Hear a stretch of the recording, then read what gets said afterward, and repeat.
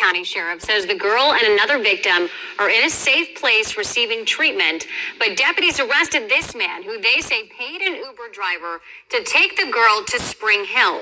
The 9 Beat's Justin Case joins us in the newsroom. Justin, how did this start? Well, investigators say it all started with a social media dating app, but they wouldn't say which one. They say 56-year-old James Houlis forced one trafficking victim who was being held at his house to communicate with this girl from Charlotte County and build a relationship with her.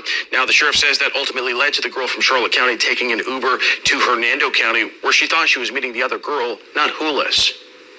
He stated to me multiple times that the victims should be thankful of him for what he did to them. Investigators are referring to 56-year-old James Houlis. The young girl from Charlotte County says Houlis forced her to agree to a, quote, dominant and submissive contract, essentially forcing her to become his sex slave. Many of them don't realize they're even victims. So there's a manipulation that happens between the trafficker who is grooming the victim for the purposes of sex trafficking. Linda Oberhaus is the CEO of the Shelter for Abused Women and Children. She says children have to know that they can't be sure who they're communicating with online, and says parents should not let kids be alone with their devices. Kids are more vulnerable when they're alone, if they happen to be in a bathroom, if they happen to be in a bedroom while their parents are sleeping, which is why it's so important for them, for children to not have access to electronics after hours or out of the sight of their parents. Investigators say the girl who was already being held at Houlis' home was barely an adult and was likely a juvenile when Houlis began grooming her.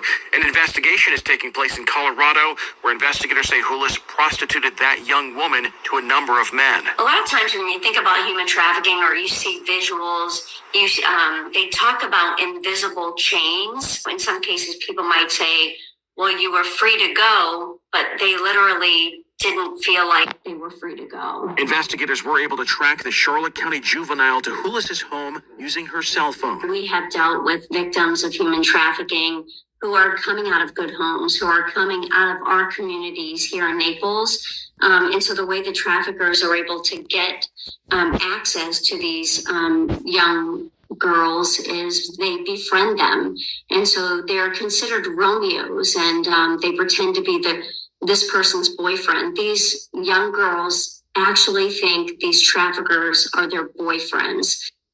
Investigators believe there are more victims out there tied to Houlis. They are begging them to come forward and report what happened to them. But if you are a victim of human trafficking, or someone you know is a victim of human trafficking, we have resources for you on winknews.com. Back to you.